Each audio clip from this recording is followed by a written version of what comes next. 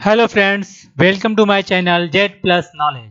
आज की वीडियो में हम ख्याति और इसको प्रभावित करने वाले घटकों के बारे में जानेंगे। तो चलिए वीडियो को शुरू करते हैं। ख्याति कक्षा 12 बोर्ड एग्जाम के लिए अति महत्वपूर्ण टॉपिक है। ख्याति ख्याति होता क्या है कि एक विद्यमान व्यवसाय को कुछ समय के बाद प्रतिष्ठा और व्यवसाय संबंधों का लाभ होने लगता है।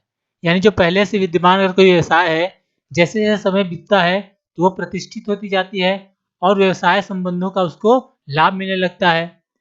यह व्यवसाय को नए व्यवसाय की तुलना में अधिक लाभ कमाने में सहायता करती है। और ये जो प्रतिष्ठा है और ये जो व्यवसायिक संबंध है उस व्यवसाय की, वो नए व्यवसाय की तुलना में अधिक लाभ कमाने में उनकी सहायता करती है।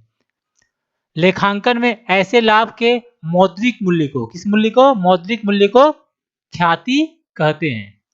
मौद्रिक मूल्य क्या कहते हैं? ख्याति कहते हैं। दूसरे शब्दों में कह सकते हैं ख्याति किसी व्यवसाय की प्रसिद्धि का ऐसा मूल्य है जिससे वह उस व्यवसाय में लगी हुई अन्य इकाइयों, यानी व्यवसाय में जितनी भी इकाइयां लगी हुई है, अन्य इकाइयों द्वारा अर्जित किए गए सामान्य लाभ की अपेक्षा अधिक लाभ अर्जित करती है। तो सामान्य लाभ की अपेक्षा अधिक लाभ, अन्य इकाइयों का अर्थ होता है कि जितनी भी उसके प्लांट हो, अलग अलग जितने भी उसके फर्में हो, उस व्यवसाय उस कंपनी की जितनी भी यूनिट लगी हो, सभी यूनिटों से जितना भी लाभ हो रहा है, उन लाभ का जो भी सामान्य लाभ होगा, अगर अपेक्षित लाभ उससे अधिक है, इसे कहते हैं ख्याति। अगला टॉपिक है ख्याति के मूल्य को प्रभावित करने वाले घटक। इस टॉपिक में हम ये जानेंगे ख्याति के मूल्य को कौन कौन से घटक है जो प्रभावित करते हैं। तो सबसे पहला घटक है व्यवसाय का स्वरूप, अर्थात व्यवसाय का स्वरूप कैसा है, किस तरीके का व्यवसाय है, क्या उत्पादन करता है। तो ऐसे फर्म जो अधिक मूल्य वृद्धि वस्तुओं का उत्पादन करती है या उनके उत्पादों की मांग स्थिर रहती है, अधिक लाभ कमाती है। तो ऐसी फर्में जो अधिक मूल्य वाली वस्तुओं का उत्पादन करे और उनका जो मांग होगा, उत्पादन की मांग होगी वो स्थिर होगी, वो फर्में अधिक लाभ कमाती हैं। अतः ऐसी फर्मों की ख्याति अधिक होती है। तो हो गया इसके व्यवसाय का स्वरूप, पहला घटक है व्यवसाय का स्वरूप। दूसरा घटक देखते हैं, दूसरा है वो उसका स्थान। यदि व्यवसाय केंद्रीय स्थान पर स्थित है, यानी एकदम सेंटर में है, एकदम मार्केट में है, या उस स्थान पर है जहां ग्राहकों की अधिक भीड़ है, तो ख्याति का मूल्य बढ़ने लगता है। तीसरा हमारा प्रबंधन। एक सुप्रबंधित फर्म ऊंची उत्पादकता और लागत कुशलता के कारण अधिक लाभ अर्जित करती है, जिससे उसकी ख्याति के मूल्य में वृद्धि होती है। अगला है नंबर 4, बाजार की स्थिति।